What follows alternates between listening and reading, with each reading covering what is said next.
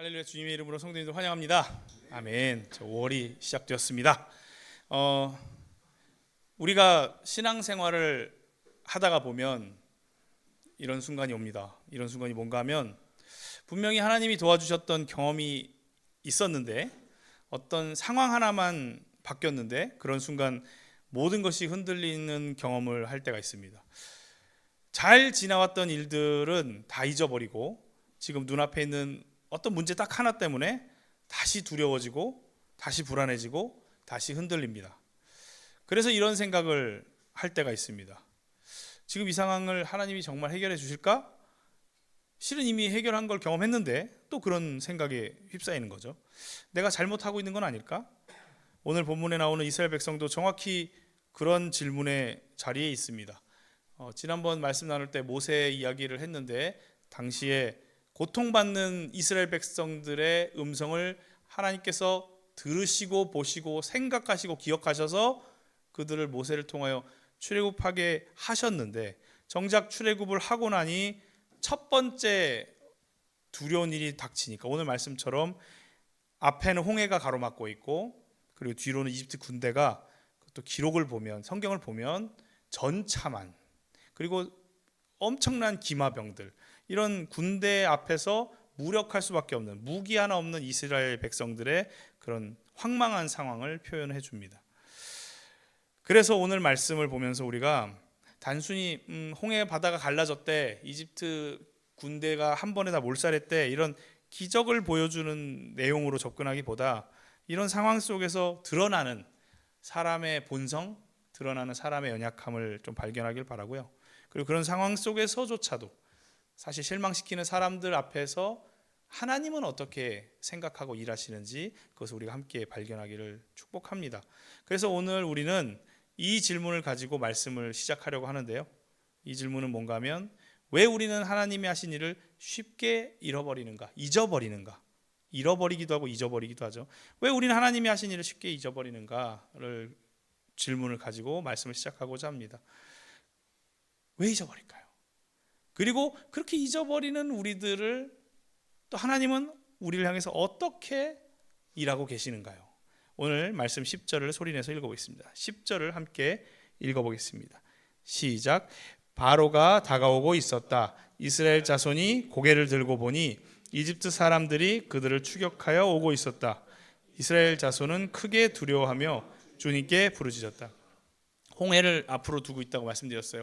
홍해가 가로막고 있고 뒤로는 훈련된 이집트 군대, 당시에 초강대국 이집트의 군대가 몰려들고 있었습니다.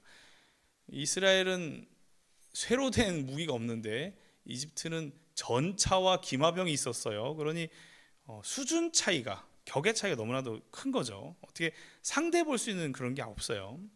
상황이 이쯤 되니까 사람들이 이제 오늘 지금 읽은 그대로 크게 두려워한 거죠.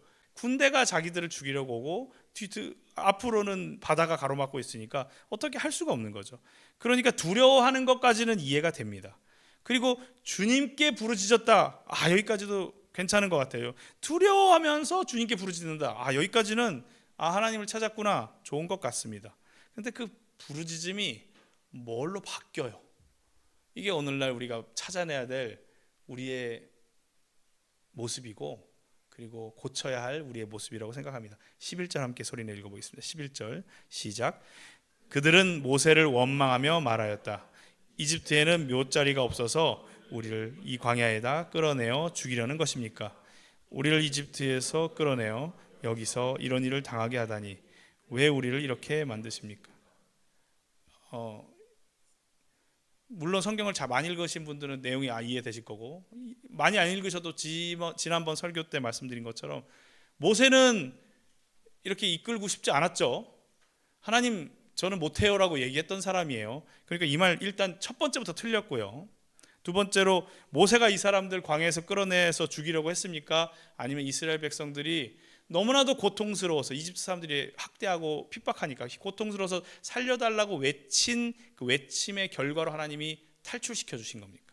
그것만 살짝 기억해 보면 사실 지금 기적적인 일의 시작점에 있거든요. 그런데 기적적인 일을 벌려줬는데 지금 원망이 나오는 겁니다. 특히나 한마디로 지금 이 11절을 요약하면 우리를 왜 끌어내서 죽이려고 하느냐인데요. 하나님이건 모세건 간에 끌어내서 죽이려고 끄집어낸 거 아니잖아요. 근데 왜 이런 말로 표현이 될까요? 왜 우리는 이럴까요? 이걸 오늘 말씀 통해서 좀 고민해 볼 부분입니다. 우리의 본성 그리고 우리의 연약함. 방금 말씀드렸듯이 이 말이 맞을까요? 물어본다면 다들 틀렸다고 할 거예요. 근데 이 틀렸다고 하는 이 말을 우리는 많이 하면서 세상을 살아갑니다.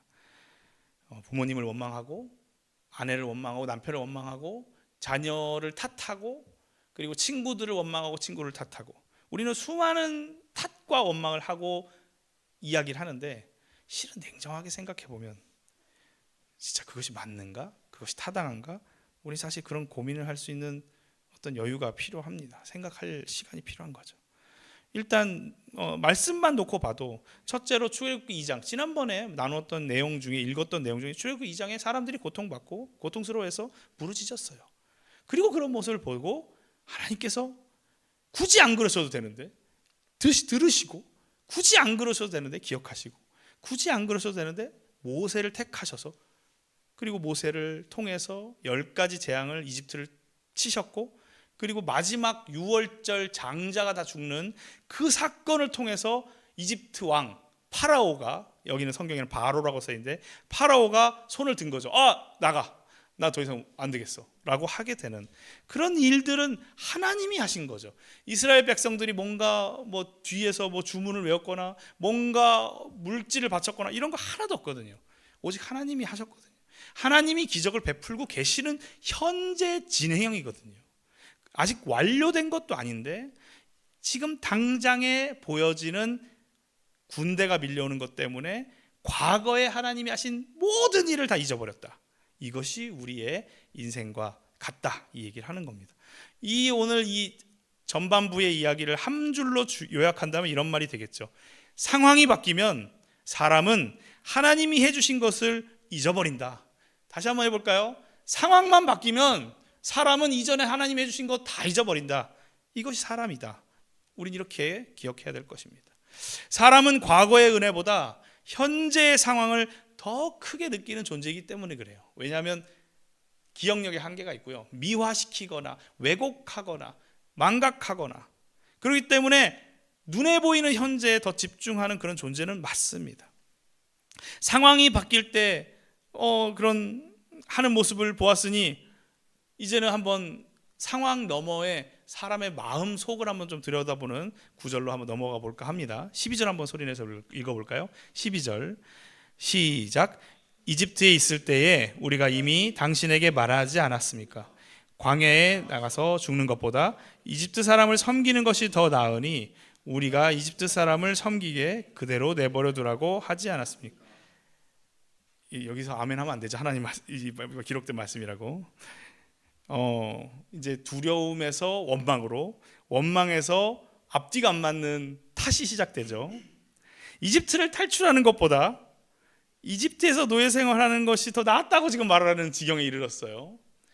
우리는 수많은 기도를 합니다. 하나님 지금보다 나아지길 원합니다. 근데 그 나아지기 원해서는 동반되는, 수반되는, 함께 따라오는 분명히 우리의 기다림과 인내와 어려움이 있습니다. 근데 그것을 거부하는 우리의 이중적인 마음을 발견하기를 간절히 바랍니다. 이집트를 탈출하는 것보다 노예 생활하는 게 더 나았다? 2장으로 다시 넘어가 볼까요? 그들이 부르짖고 그들이 고통에 주여 우리를 살려달라고 부르짖을 때 하나님 들으셨다니까요. 그러면 얼마나 고통스러웠을까요? 그러니까 그들이 탈출하는 것보다 이집트 노예 생활하는 게 나았다라고 말하는 건 진짜 말이 안 되는 거죠. 이 또한 모세를 통해서 하나님께서 말씀하신 약속은 모두 잊어버리고 현실만 보고 말하는 거죠. 현실이 지금 두려우니까, 현실은 당장 이집트 군대가 와서 날 죽일 것 같으니까 그래서 원망을 하는 거죠. 그런데 우리는 머리로는 알고 있죠. 틀린 말이지. 하지만 그 머리를 극복하는 것이 우리의 부족하고 연약한 마음이라고 생각합니다. 그 마음이 우리를 죄 가운데 자꾸 이끌고 있는 거죠. 분명히 하나님께서는 이집트를 탈출하는 이 일로 하나님께서 존재하심을 드러내겠다고 약속하셨어요. 그러니 이전에 이스라엘 백성을 구원하시려고 이집트를 10가지 재앙으로 공격하신 것도 하나님 기적이라면 앞으로 그거보다 더 대단한 기적을 베푸실 것조차 약속하신 건데, 이스라엘 백성은 하나님의 약속이나 계획이 아니라 상황과 당장의 환경만 보게 되는 거죠. 이게 사람이라고 말씀드렸습니다. 그 결과로 구해주고 계시는데도, 계속 그랬죠. 현재 진행형이라고, 구해주셨다가 아니고 구해주고 계시는 거죠. 계속 구해주고 계신데도 불구하고 종살이가 더 안전하다고, 이집트로 가서 노예 생활하는 것이 더 안전하다고, 또 그 감정이 잘못된 생각으로 바뀌는 거죠. 잘못 판단하기에 이르릅니다. 그렇습니다. 그래서 지금 이 부분을 또 요약을 한 줄로 한다면, 두려움이 사람에게 들어오면 하나님은 싹 사라지고 현실이 더 크게 보이는, 현실이 다인 것처럼 보이게 만드는 게 있습니다. 우리 두려움에 대한 생각을 좀 정리할 필요가 있어요. 내가 두려움이 내 마음에 들어오면 정확한 상황이 파악 안 되는 게 사람이구나, 내가 그렇구나 라를 생각해야 돼요. 그래서 우리가 기도하자 이런 얘기가 딴 거 없어요. 두려움이 우리를 잠식해서 현실을 제대로 못 보고, 현실을 왜곡해서 보고, 현실을 더 과대 해석해서 봐서 그 두려움이 더 커지게 만드는 그런 부분을 우리가 생각하고 멈춰야 되기 때문에 그렇습니다. 왜 기도해야 되냐? 우리는 그 두려움을 줄일 수도 없고 두려움을 없앨 수 없기 때문에 그렇습니다. 이전에 아무리 하나님이 많은 것을 주셨어도 그 내용을 까맣게 잊어버리고 눈앞의 두려움 때문에 눈앞의 현실만 보는 사람의 모습은, 그러니까 우리는 단순히 두려움이 아니라 하나님을 신뢰하지 않는 과정을 밟게 하는 거죠. 이게 진짜 영적인 전쟁이라고 얘기하는 것이 전 이렇다고 생각해요. 사단이 우리에게 나타나서 우리를 때리고 우리를 아프게 하고 피 흘리게 하지 않습니다. 이렇게 서서히 바꿔나가는 거죠. 그냥 두려움 때문에 현실만 더 크게 본 것처럼 보이지만 사실은 이것이 반복이 되다 보면 하나님의 인도를 신뢰하지 않는 거죠. 그러니까 이게 다른 말로 바꾸면 믿지 못하는 거죠. 우리는 교회를 다니는데 믿지 못합니다. 이게 얼마나 정말 모순된 언어입니까? 근데 우리 지금 그렇게 살아갈 수밖에 없는 그런 조건에 놓여 있다는 것을 우리가 인정해야 됩니다. 하나님의 인도를 신뢰하지 않는 사람까지 이어지는 거예요. 그래서 우리 주님은 우리를 막 혼내실 것 같죠? 그런데 참 놀라운 건 이런 약점도 우리 주님이 알고 계시다는 점입니다. 이렇게 성경을 이렇게 모세를 통해서 출애굽기를 기록을 하셨는데 하나님께서 이런 걸 왜 일일이 기록하셨을까? 생각해보면 1번 하나님은 다 알고 계시다. 2번 그럼에도 불구하고 하나님은 사람을 살리시려고 하는구나. 진짜 하나님 사랑이 넘치시는 분이구나를 알게 됩니다. 참 안 믿는데도 끝까지 우리에게 설명해 주시고 끝까지 우리와 함께 하시는 줄 믿습니다. 자, 그렇기 때문에 우리는 그런 사람의 연약함을 보시면서 하나님이 어떻게 일하시는지, 그러니까 관심이 하나님께 자꾸 가야 돼요. 하나님 나 힘든데 이거 나 됐고요, 나부터 고쳐주세요가 아니고요. 이렇게 부족한 나, 이렇게 연약한 나, 이렇게 사실은 회초리 맞아도 할 말 없는 나를 어떻게 하나님이 일하시고 계시고 바라보시는지 한번 14절을 통해서 또 읽어보겠습니다. 14절 시작. 주님께서 당신들을 구하려 주시려고 싸울 것이니 당신들은 진정하십시오. 특별한 거 안 시키십니다. 진정하세요. 주님이 싸우십니다 라고 얘기합니다. 모세가 하나님 대신하여서 말을 전하지만 사실 하나님이 직접 하신 음성이라고 믿습니다. 하나님이 얘기하신 거죠. 진정해라, 내가 직접 할 거야, 너희 하지 않아도 돼. 하지 않아도 되라는 말을 좀 조심스럽게 할게요. 지금 당장 너희들이 할 일이 없다라는 거죠. 사실 하나님이 다 하신다는 거죠. 말을 좀 함부로 하면 안 돼요. 자, 구하신다, 직접 행동하신다라고 말씀하셨습니다. 이 말씀은 오늘날 신약 시대를 살아가는 우리에게도 동일하게 적용되는 줄 믿습니다. 홍해에서 하나님이 싸우신 거예요.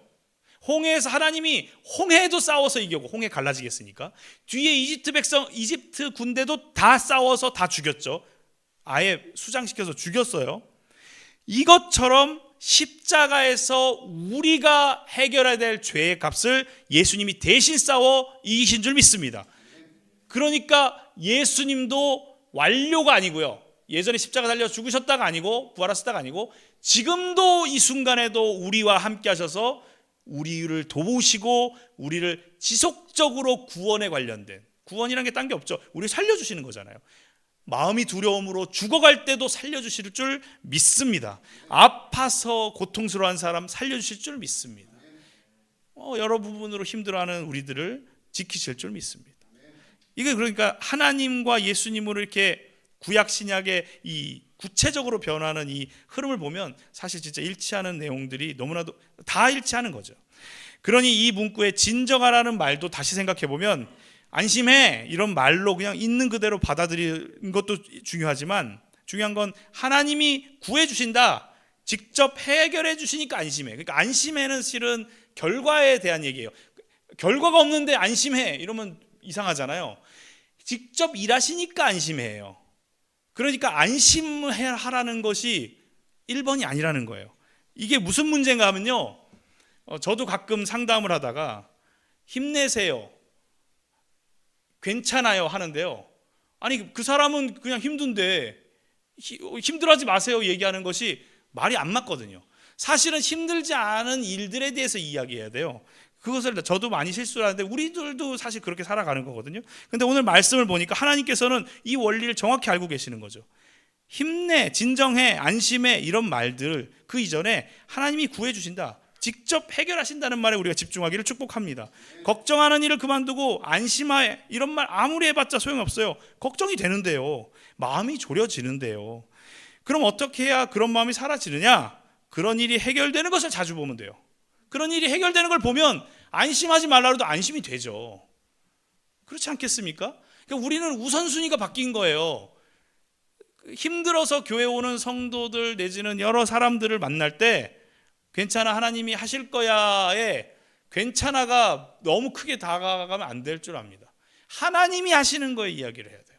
하나님이 해결하셨던 거, 하나님이 앞으로 하실 거, 이것을 강조하다 보면 실제로 보게 되면 하지 말라 그래도 안심하게 될 줄 믿습니다.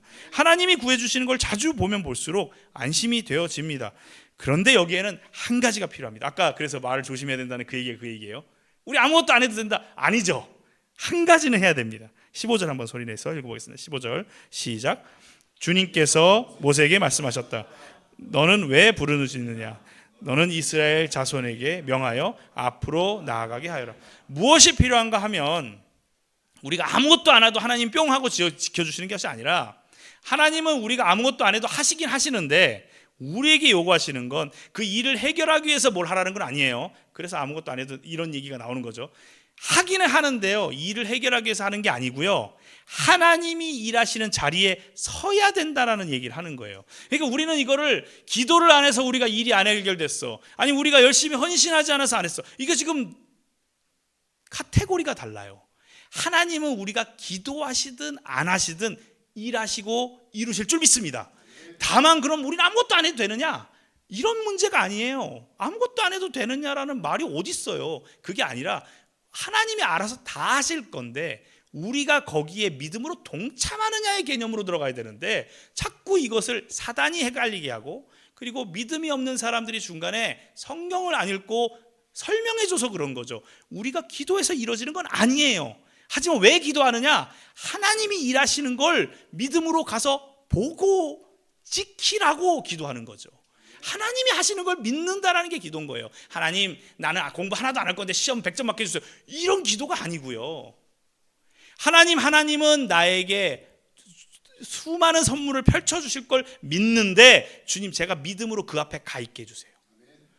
이게 지금 믿음인 거죠. 저도 그런 기도 해봤어요. 공부 안 하고 점수 잘 났으면 좋겠다는 기도 해봤어요. 여기서 갈리는 거예요. 그러면 소용이 없다? 아니요. 하나님은 내가 부족해도 부족한 내 모습을 가지고 굉장히 놀라운데 쓰셔요. 그러면 그 쓰시는 걸 믿음으로 옆에 있어야 될 거 아니에요. 그런데 어느 순간 내가 기도하든 안 하든 하나님이 하신다, 조금만 잘못 생각하면 그럼 나 없어도 되겠네, 이게 아닌 거예요. 하나님이 일하시는데 내가 그 자리에 있는 거, 이게 굉장한 믿음이라고 믿습니다. 하나님 우리에게 원하시는 거죠. 무엇이 필요한가 하면 하나님이 일하시는 그 자리에 우리가 가서 서 있어서 하나님이 하신 일을 봐야 그 다음에 믿음이 조금씩 성장할 줄 믿습니다. 그런데 우리는 대부분 어떻게 하느냐? 공부할 때 공부에 그 자리에 안 가 있죠. 일할 때 그 자리에 안 가 있죠. 누군가 다툴 때 그 자리에 안 가 있죠. 힘들고 더러운 일 할 때 그 자리에 안 가 있죠. 도망치고 외면하고 회피하고 왜곡해서 생각하면서 살면서 하나님 이루어주세요 기도하는 거랑 그 자리에 가 있으면서 하나님 제가 보기에는 안 이루어질 것 같은데 하나님 일단 믿음으로 여기 있습니다라고 하는 거랑은 완전히 차원이 다른 거예요. 그러다 보면 그 자리에 있으면 하나님이 하신 일을 똑바로 볼 수 있고, 그렇게 되면 하나님이 일하시는 것을 경험할 수 있어서 그럼 다음번에 자동으로 조금씩 안심이 되는 거죠. 지난번에도 이러셨는데 이번에도 이러실 것 같다라고 믿음이 성장하는 거죠. 네, 이제 마지막 세 번째 요약된 한 줄은 그겁니다. 하나님은 직접 일하시고요, 그 일에 일할 사람을 부르시는 게 아니라 그 일을 지켜보는 것 자체가 순종인 것, 그 일에 순종할 사람을 찾고 계시는 줄 믿습니다. 이걸 자꾸 오해해요. 와서 걸레질 한 번 더 할 사람을 찾고 계신다? 아닙니다. 하나님이 일하시는 것을 있는 그대로 볼 사람, 이건 하나님만 하셨습니다 고백할 사람, 은근슬쩍 껴들어가지고 내가 좀 믿음이 있는데요, 이런 자기 쪽으로 영광을 끌어올려는 사람 말고, 제가 끝까지 지켜봤는데 제가 한 일은 아무것도 없습니다라고 고백할 그 순종할 사람을 찾고 계신 줄 믿습니다. 오늘 이스라엘 백성에게도 같은 순종의 자리를 하나님이 선물로 주셨습니다. 믿음이 진보하려면 성공하려면 이런 말이 중요한 게 아니고요, 불가능해 지금 그런 말이 중요해지면 뭔 잘못된 말이 나오냐면, 믿음이 진보하려면 불가능해 보이는 일을 합시다라고 잘못 얘기할 수 있어요. 이게 되게 멋진 말 같지만 실은 되게 오묘한 말이죠. 불가능해 보이는 일을 우리가 합시다. 어떻게 우리가 불가능해 보이는 일을 합니까? 사실 잘 풀어서 얘기하려면 불가능해 보이는 일 앞에 가려고 하는 순종을 합시다가 맞지 않을까, 이런 생각을 해봅니다. 가서 내 생각으로는 안 될 것 같은데, 내 생각으로는 안 될 것 같아요. 아픈 사람이 안 나을 것 같고, 예수님 절대 안 믿을 것 같고, 공부 안 할 것 같고, 화해 안 할 것 같고, 그런 자리에 가서 하나님이 역사하십시오, 하나님 역사하실 줄 믿습니다라는 그 마음으로 가는 것 자체가 순종이라고 이해를 하면 결국 하나님이 해결하시는 그 능력을 보게 되는 그 과정 속에서 우리가 믿음이 성장할 줄 믿습니다. 그러니까 내가 뭔가 하는 건 아닌데 성장을 하는 거죠. 이 원리가 참 깨닫기 힘듭니다. 왜냐하면 특히나 우리가 한국 사람이라 그럴 수도 있어요. 뭔가 기름치고 닦고 조이고 뭔가 막 청소를 깨끗하게 열심히 해야지 하나님이 복을 주실 것 같고, 헌금 많이 해야지 기뻐서 헌금 많이 하는 거랑요, 이렇게 이만큼 하시면 하나님 주시겠지랑은 완전히 차원이 다른 거 아니겠습니까? 하나님 하실 줄 믿고 우리가 사는 그 믿음에 대해서 우리가 조금씩 마음의 문을 열고 생각하기를 축복합니다. 이것이 우리에게, 우리가 전혀 안 믿을 것 같은 사람에게 복음을 전하는 자리에 가야 되는 이유인 줄 믿습니다. 제가 보기에도 안 바뀔 것 같아요. 그런데 그 불가능한 자리에 가 있는 거죠. 그리고 누구든지 그 자리에 한 명은 복음을 전해야겠죠. 하지만 그 복음을 전하는 사람이나 지켜보는 사람이나 기도해 주는 사람이나 그 불가능한 자리에 간 것이 순종한 것인 줄 믿습니다. 병으로 고생하는 성도들, 아니면 성도가 아니라도 병으로 고생하는 지인들, 우리가 가서 끊임없이 기도해 주길 축복합니다. 내가 기도해서 낫는다? 아니죠. 내가 기도하는 가운데 하나님이 이루실 걸 믿고 그 자리에 가 있으면 하나님이 낫게 하실 줄 믿습니다. 그 외에도 여러 가지 일들에 마찬가지입니다. 그 불가능해 보이는 일에 가는 거죠. 괴팍한 부모님에게 가 있는 거, 절대 예수님 안 믿을 것 같은 그런 분에게 가 있는 거, 갈기하지 마시고 기도하시고 불쌍히 여겨달라고 간구하는 그런 우리 마음 가운데 계속 믿음으로 가 있어서 주님께서 이루시는 기적을 우리가 보기를 간절히 축복합니다. 그래서 저는 이제 하나님이 도우시니 그냥 믿자는 말보다, 하나님이 도우시니 안심합시다라고 하는 말보다 우리가 현실을 외면하지 말고 하나님이 일하시는 걸 같이 봅시다라는 말을 하는 게 어떨까, 생각하는 게 어떨까 나눠봅니다. 현실에서 도망치지 말고 하나님께서 약속하시는 것을 어떻게 이루시는지 함께 기도하며 봅시다, 이렇게 말하는 것이 우리의 올바른 태도가 아닐까 생각합니다. 우리가 함께 기억하기를 축복합니다. 하나님은 오늘 말씀에 15절에 보면 앞으로 나아가라라고 하셨어요. 16절에 지팡이를 들어라라고 하셨어요. 앞으로 나아가는 거, 지팡이를 드는 거, 이집트의 병거, 전차, 그리고 기마병, 그런 창, 이런 날카로운 무기들을 해결하는데 큰 도움이 되는 부분이 아니에요. 나아가는 거, 지팡이 하나 드는 거. 그런데 이 두 가지 말 모두 어떤 대단한 일은 아닌데 홍해를 갈라지게 하는 분도 하나님인 거 지팡이 들어라 믿고, 그리고 이집트 군대를 물리치시는 분도 하나님인 걸 믿고 나아가라 예요. 우리가 착각하지 말아야 될 건 우리의 행동이 원인이 되어 결과를 낳는 게 아니고, 원인과 결과는 하나님이 이끄시는데 우리의 행동은 그 원인과 결과를 믿고 그 자리에 가 있자. 이 이야기를 오늘 말씀을 통해서 우리가 기억하기를 축복합니다. 그저 우리는 하나님이 하신 일에 참여하는 건데, 그저라는 말을 또 수정할게요. 축복이고 선물일 줄 믿습니다. 그 자리에 가서 증인이 되라는 그 명령에 순종하는 그런 일만 주셨습니다. 오늘 말씀을 마무리 짓겠습니다. 사람은 두려움 때문에 현실을 봅니다. 그게 사람이죠. 그리고 하나님은 그 현실 속에 일하십니다. 똑같은 현실인데 두려워서 사람은 현실을 확대해서 보고, 하나님은 그 현실을 가지고 거기서 하나님이 일하십니다. 똑같은 현실을 보는데 하나님이 보시는 것과 사람이 다르죠. 우리 사람이 한계가 있지만 주님을 믿으면 하나님이 일하시는 것을 보게 될 줄 믿습니다. 불가능해 보이는 일을 하자가 아니라 불가능해 보이는 일 앞에서 하나님을 향해 가는 순종을 하자, 이 말을 오늘 결론으로 나누는 겁니다. 하나님이 일하시는 그 자리에 서는 순종, 그것이 우리의 믿음인 줄 알고 또 한 주간 살아가는 저와 여러분이 되기를 축복합니다. 기도하겠습니다.